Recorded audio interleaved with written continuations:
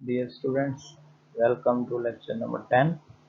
इस लेक्चर 10 में हम दो टॉपिक्स स्टडी करेंगे, एक 12.15 और दूसरा 12.16। 12.15 में हम electric polarization of dielectric materials को अंडरस्टैंड करने की कोशिश करेंगे। इसमें एक इम्पॉर्टेंट डेफिनेशन आएगी जो कि इलेक्ट्रिक डाइपोल कहलाती है, इसको हम डिफाइन करेंगे। सेकंड पार्ट में हम कैपेसिटर की कैपेसिटेंस पे इलेक्ट्रिक पोलराइजेशन के इफेक्ट को देखेंगे।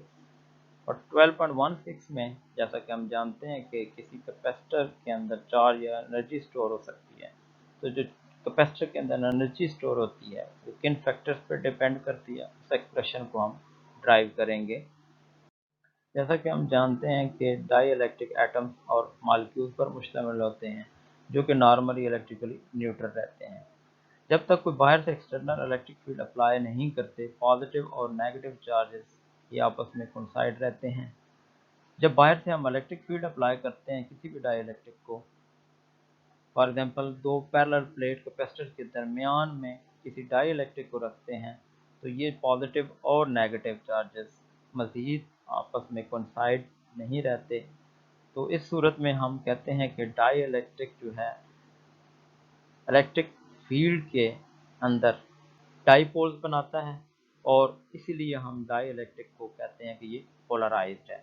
तो हम से ये पूछा जा सकता है कि when the dielectric is said to be polarized, इसका आंसर है कि the molecules of dielectric under the action of electric field become dipoles and the dielectric is said to be polarized. अब हम इलेक्ट्रिक डाइपोल को पहले define करते हैं। Two equal but opposite point charges separated by a small distance form dipole.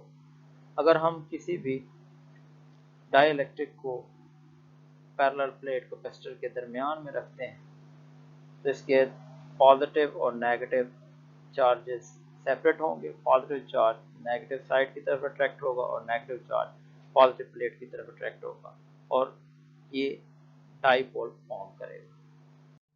अब हम किसी भी डाइइलेक्ट्रिक की इलेक्ट्रिक पोलराइजेशन का कैपेसिटेंस के ऊपर इफेक्ट देखते हैं।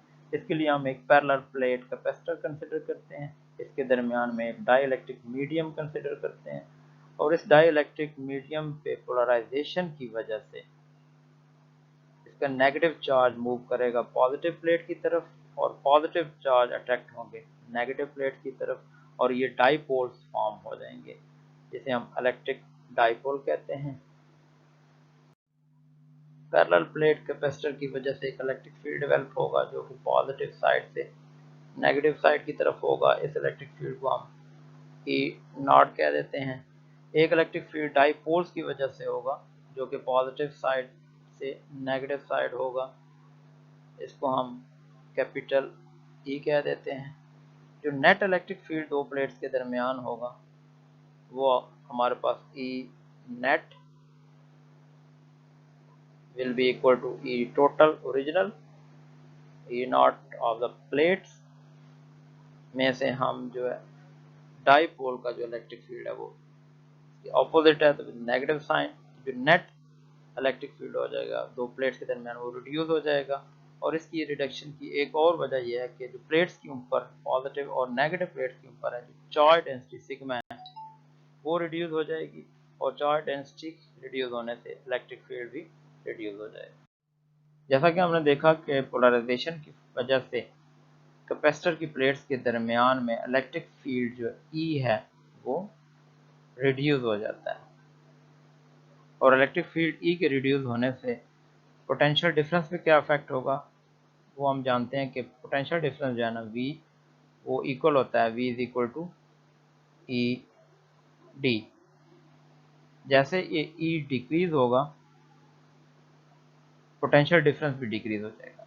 और कैपेसिटेंस की डेफिनेशन के हिसाब से जैसा कि क्वेश्चन 1 में गिवन है, capacitance C is equal to Q over V होती है, तो V डिक्रीज होता है due to the phenomena of polarization, इसलिए हम कहते हैं कि कैपेसिटेंस इंक्रीज हो जाएगी। तो इससे ये कंक्लूड करते हैं कि डाइइलेक्ट्रिक की इलेक्ट्रिक पोलराइजेशन की वजह से कैपेसिटेंस इंक्रीज कर जाती है।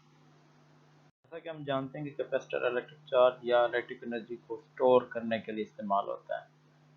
तो इलेक्ट्रिक एनर्जी जो कैपेसिटर के अंदर स्टोर होती है उसके लिए हम एक्सप्रेशन ड्राइव करेंगे। उसके लिए हम एक पैरेलल प्लेट कैपेसिटर कंसिडर करेंगे, इसको हम बैटरी से कनेक्ट कर देंगे और इसको पोटेंशियल ऑफ द बैटरी है वो V है।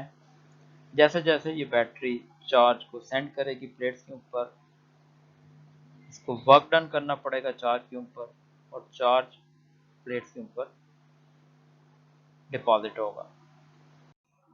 बैटरी का पोटेंशियल V चार्जेस के ऊपर वर्क डन करेगा और ये चार्ज को डिपॉजिट करेगा प्लेट्स के ऊपर। इसकी वजह से प्लेट्स के दरमियान में एक पोटेंशियल डेवलप होगा जिसे हम V कह सकते हैं।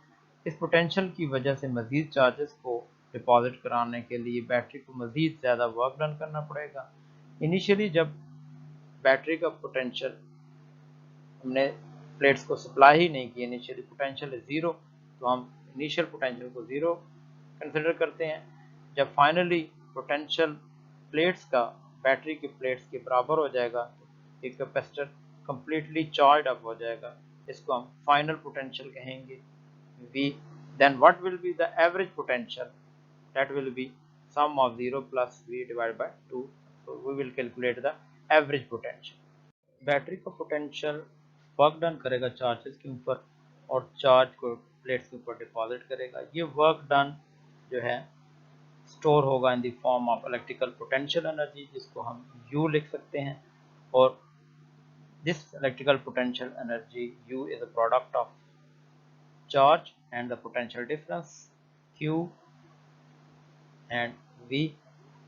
लेकिन यहाँ पे हमने क्योंकि पोटेंशियल जो है Q जो है एवरेज वैल्यू ली है, इनिशियली पोटेंशियल 0 था, finally potential V, so average potential is average value of potential is V average, जो आएगी वैल्यू वो हमारे पास हाफ ऑफ V आ जाएगी। ये हाफ का फैक्टर एवरेज की वजह से आता है। इसमें हम Q की वैल्यू पुट करेंगे, Q चार्ज है और इसको in terms of potential and capacitance put कर देंगे Q की वैल्यू को, तो हमारे पास एनर्जी का एक्सप्रेशन आ जाएगा जो कैपेसिटर के अंदर स्टोर होगा। This expression is in terms of capacitance and electric potential. हम इस इलेक्ट्रिक पोटेंशियल को इलेक्ट्रिक एनर्जी में कन्वर्ट कर सकते हैं, जैसा कि हम जानते हैं कि V = E है। तो इस और कैपेसिटेंस, क्योंकि हमारे पास पैरेलल प्लेट कैपेसिटर है तो इसकी capacitance with dielectric medium A ε0 divide by D होगी। Using the value of V and C in above equation we get the expression, final expression as given below. Here this is the energy stored in a capacitor in terms of electric field and the dimension of a capacitor. Here the product of area of capacitor and the distance between the capacitor is volume between the plates, so this can be put equal to the volume. Now we define the energy density for a parallel plate capacitor. It is the energy per unit volume. So energy density is energy per unit volume. As we know that electrical energy we have calculated in the above equation, U, and volume we have already defined it, product of area and the displacement. So dividing these two terms we get the expression for the energy density for the parallel plate capacitor. Electric polarization in past papers, short और long दोनों किस्म के question possible हैं। Polarisation से मुतालिक ज़्यादातर short question हैं। Dipoles क्या हैं, पोलराइजेशन क्या है और इसकी वजह से डाइपोल कैसे फॉर्म होते हैं, और what change take place when polarization of dielectric occurs. Long questions two possible हैं।